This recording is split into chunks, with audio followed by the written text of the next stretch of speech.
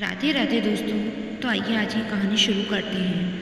आज की कहानी है देवरानी जेठानी। दीपा और नीता दोनों देवरानी जेठानी थी। दीपा नौकरी करती थी और नीता घर संभालती थी। भरा पूरा परिवार था। सास ससुर दोनों के 2 बच्चे, कुल 10 लोगों का परिवार। कई सालों बाद दोनों की बुआ सास कुछ दिन अपने भाई के साथ रहने आई। सुबह उठते ही बुआ जी ने देखा दीपा जल्दी जल्दी अपने काम निपटा रही है। नीता ने सबका नाश्ता टिफ़िन बनाया जिसे दीपा ने सबको परोसा। टिफ़िन पैक किया और चली गई ऑफिस। नीता ने फिर दोपहर का खाना बनाया और बैठ गई थोड़ा सास और बुआ सास के पास। बुआ जी से रहा नहीं गया, बोली, छोटी बहू तेरी जेठानी तो अच्छा हुक्म चलाती है तुझ पर। सुबह से देख रही हूँ रसोई में घर में तू ही लगी है और वो महारानी दिखावा करने के लिए सबको नाश्ता परोस रही थी जैसे उसी ने बनाया हो। नीता और सास ने एक दूसरे को देखा। नीता बोली, नहीं ऐसी कोई बात नहीं है बुआ जी। बुआ जी बोली, तू भोली है पर मैं सब समझती हूँ। नीता से अब रहा नहीं गया और बोली, बुआ जी आपको दीपा दीदी का बाकी सबको नाश्ता परोसना दिखा? शायद ये नहीं दिखा कि उन्होंने मुझे भी सबके साथ नाश्ता करवाया। मुझे डांट कर पहले चाय पिलाई, नहीं तो सबको खिलाकर और टिफ़िन पैक करने में मेरा नाश्ता ठंडा हो जाता है। मैं खाती ही नहीं। दीदी सुबह उठकर मंदिर की सफाई करके फूल सजाकर रखती हैं तो मम्मी जी का पूजा करने में अच्छा मन लगता है। मैं तो नहाकर आते ही रसोई में घुस जाती हूँ। शाम को आते हुए दीदी सब्जियाँ भी लेकर आती हैं क्योंकि आपके भतीजों को रात आने में लेट हो जाता है, तब ताज़ी सब्जियाँ नहीं मिलती।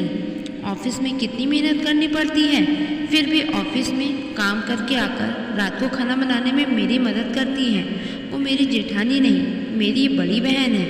मैं नहीं समझूंगी तो कौन समझेगा। बुआ जी चुप हो गई। शाम को दीपा सब्जी की थैली नीता को पकड़ाते हुए बोली, इसमें तुम्हारी फेवरेट लेखक की किताब है, निकाल लेना। नीता खुश हो गई और बोली, थैंक्स दीदी। नीता सब्जी की थैली किचन में रख और किताब रखने अपने कमरे में चली गई। बुआ जी ने दीपा को आवाज़ दी, बड़ी बहू यहाँ आना जरा। दीपा बोली, जी बुआ जी। बुआ जी बोली, तुम इतनी मेहनत करके कमाती हो और ऐसे फालतू किताबों में पैसे व्यर्थ करती हो, वो भी अपनी देवरानी के लिए। वो तो वैसे ही घर में करती ही क्या है, तुम दिन भर मेहनत करती हो और वो घर पर आराम। दीपा मुस्कुराई बोली, आराम? नीता को तो ज़बरदस्ती आराम करवाना पड़ता है।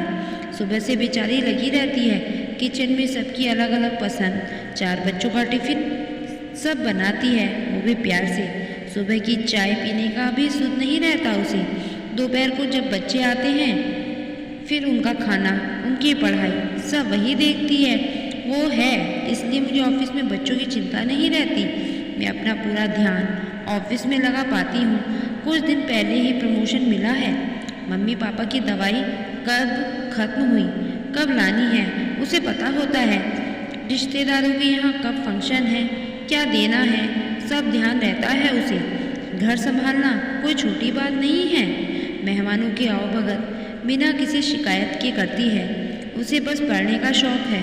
फिर मैं अपनी छोटी बहन को छोटी सी इच्छा पूरी नहीं करूँगी तो कौन करेगा। बुआ जी की बोलती फिर बंद हो गई। दीपा वहाँ से उठकर चली गई।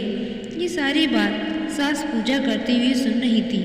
बुआ जी के पास आकर बोली, जी जी, ये दोनों देवरानी जेठानी सगी बहन जैसी हैं और एक दूसरे का अधूरापन पूरा करती हैं। मेरे घर की मजबूत नींव है। इन दोनों को जैसे हिलाना नामुमकिन है।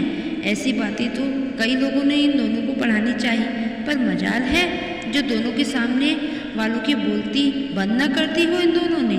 और सास मुस्कुरा दी। अब बुआ जी की बारी थी और उनकी पूरी की पूरी बोलती बंद थी।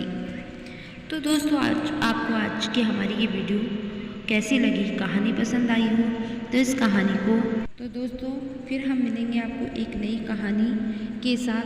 तब तक के लिए अपना और अपनों का ध्यान रखिए। धन्यवाद।